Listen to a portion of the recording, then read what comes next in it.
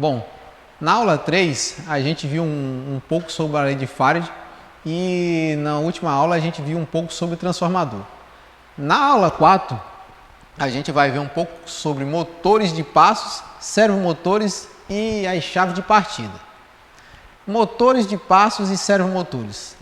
A principal motivação para a criação de um motor de passo provavelmente foi a necessidade de um equipamento posicionamento, um ângulo com melhor precisão do que os sistemas relacionados à alimentação e correção em respostas aplicadas a posicionadores, utilizando assim motores de corrente contínua aliado a servomecanismo.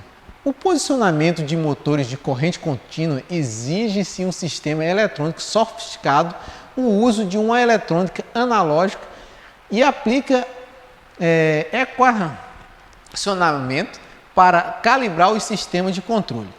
Esses motores de passos preenchem um ciclo e um nicho único no mundo dos motores controlados. Esses motores são usualmente empregados em aplicações de medições e controle. Aplicações desses motores são encontradas em impressoras de jatos de tinta e máquinas de controles numéricos CNC e bombas volumétricas e robôs. Então, devido a essa necessidade do ser humano querer ter uma precisão maior em movimentos, em criação de peças, principalmente numa velocidade de produção para atender a necessidade humana, pensaram-se nos motores e servomotores de passo. Há motores de passos e servomotores. Há 3 tipos básicos de motores de passo. Vamos ver algum deles. Alguns de ímãs permanentes, relutância variável e híbrido, e esses tipos de motores que serão descritos a seguir abaixo. Os motores de ímã permanente é o primeiro citado, o motor de relutância variável e o motor híbrido. O motor de ímã permanente. O motor de ímã permanente ele é constituído de um motor que, como o próprio nome diz, ímã permanente, de alta qualidade, de um estator, de um aço silício laminado, em que estão instalados nas bobinas que vão receber os pulsos. O motor de ímã permanente possui as seguintes características. Todas as bobinas podem ser conectadas em um ponto comum ou ponto único. Movimentando manualmente o rotor, nota-se que tende a agarrar devido ao ímã permanente. Teste definitivo de abrir o motor, verificar a ausência de ranhuras e que na figura notamos que o polo sul é criado na bobina que atrai o polo norte do rotor e repele o polo sul, de modo que ocorre um passo no sentido horário ao ímã. Então, a gente tem um ímã, onde está localizado no polo norte ou polo sul, que fica minha parte de um campo magnético, como a gente pode ver na figura, e temos a bobina, onde a gente vai fazer com que esse motor gire no sentido horário ou anti-horário, e toda bobina tem sua parte comum. Então, vou interligar todas as partes comuns, que seria o C, e entrar a minha parte de tensão na bobina, onde a gente tem uma alimentação. Como eu tenho um ímã permanente, já automaticamente nesse motor de ímã permanente eu tenho um campo magnético, onde eu vou ter que alimentar o mínimo possível para que eu tenha a minha tensão de torque, onde eu possa ter meu primeiro passo. E com isso eu tenho uma maior eficiência em um motor de ímã permanente.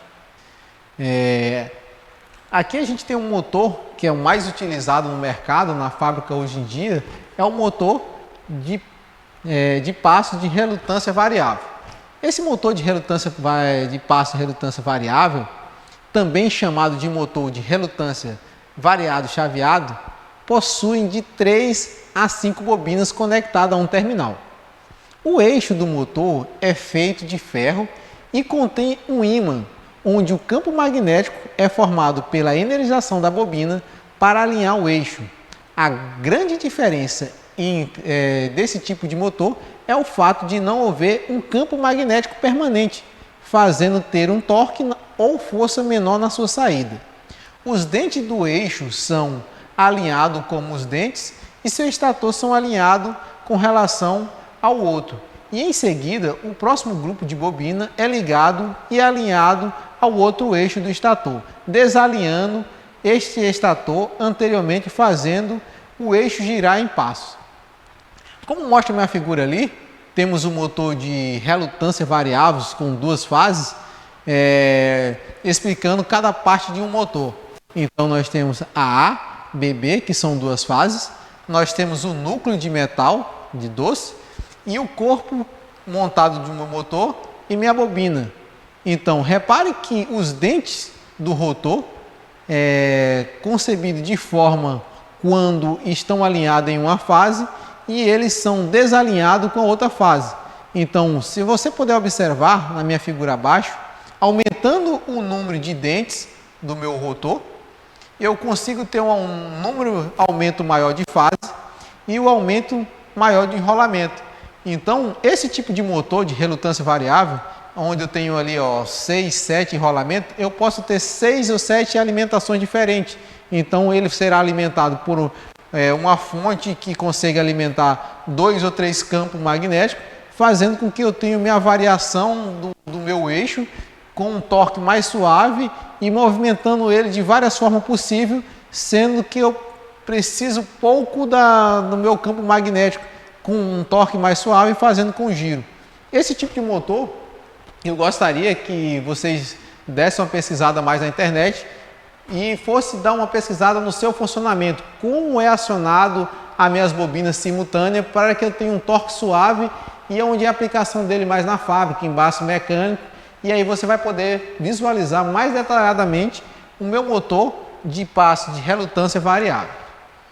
O motor híbrido é um tipo de motor que mistura a mecânica mais sofisticada do motor de relutância variável com o motor de potência de ímã permanente. Então, é um motor híbrido porque eu consigo juntar duas tecnologias em uma só para me ter uma precisão melhor ainda.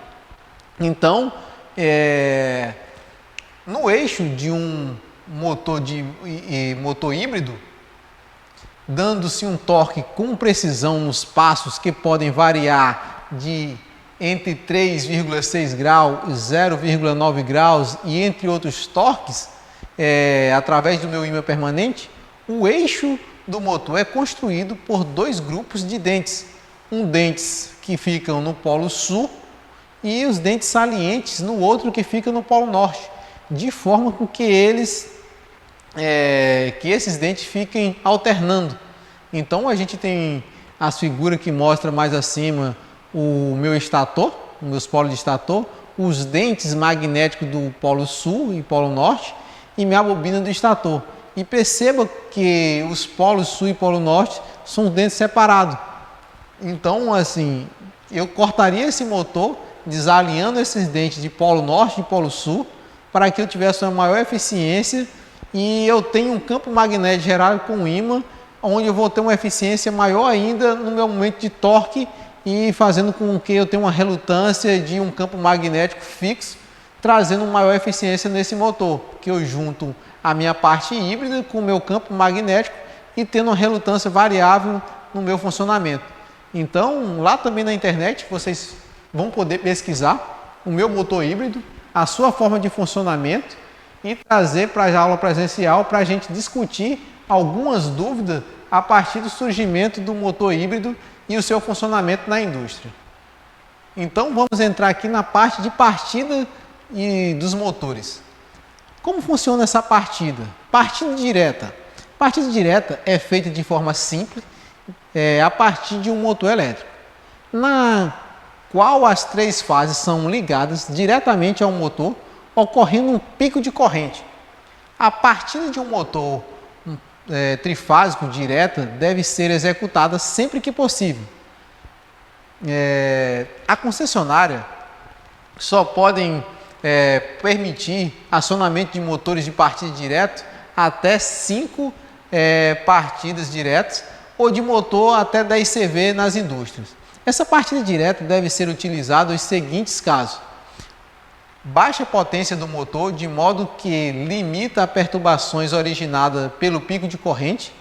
A máquina em movimentação não necessita de uma aceleração progressiva e está equipada com um dispositivo mecânico redutor que evita uma partida muito rápida. Na figura abaixo, a gente mostra um gráfico do pico da corrente no momento da partida.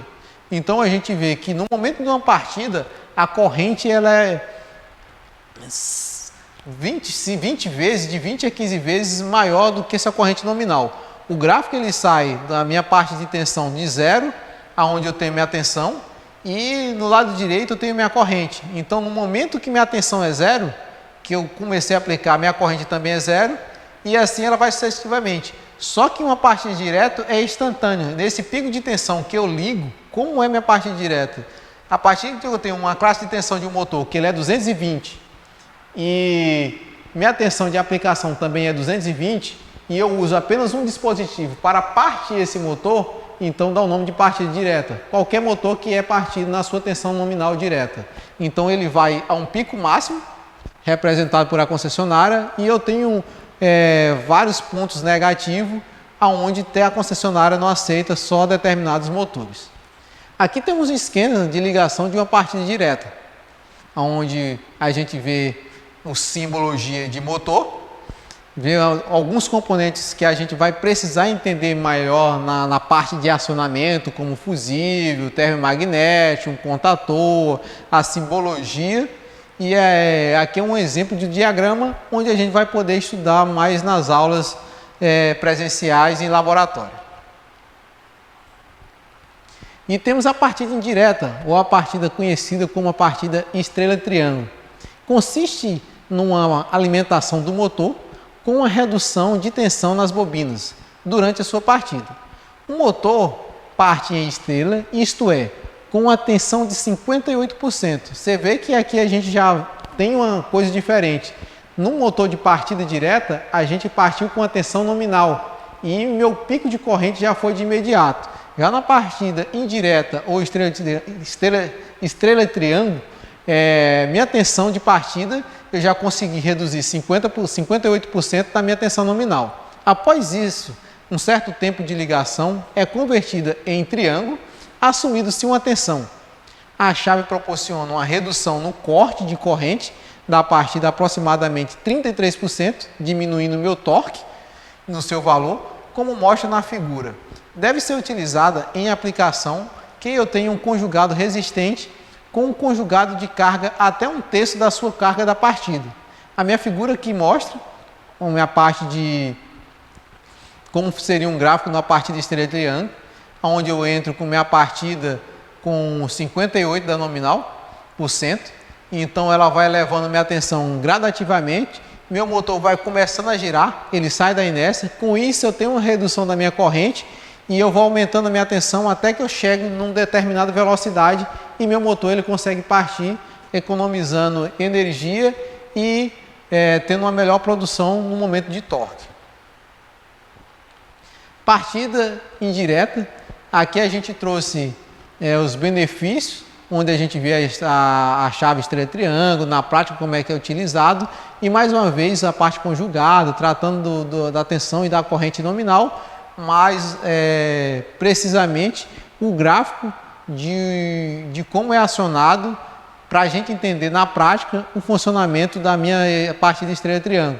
Então a gente vê que tem mais contatores, tem mais motores, tem relé temporizador, tem contator de potência, tem contator auxiliar, tem relé térmico. Então esses componentes a gente vai ver nas próximas aulas para que a gente possa entender o funcionamento de cada partida. Então nós temos a partida direta e temos a partidas indireta. E a gente vai estudar o diagrama de como é feito todas essas partidas. Na próxima aula, a seguir, a gente vai ver aqui, parar aqui na partida indireta, e na próxima aula a gente vai ver, estudar os componentes e cada componente a qual a sua função tem que exercer dentro de uma partida direta ou indireta.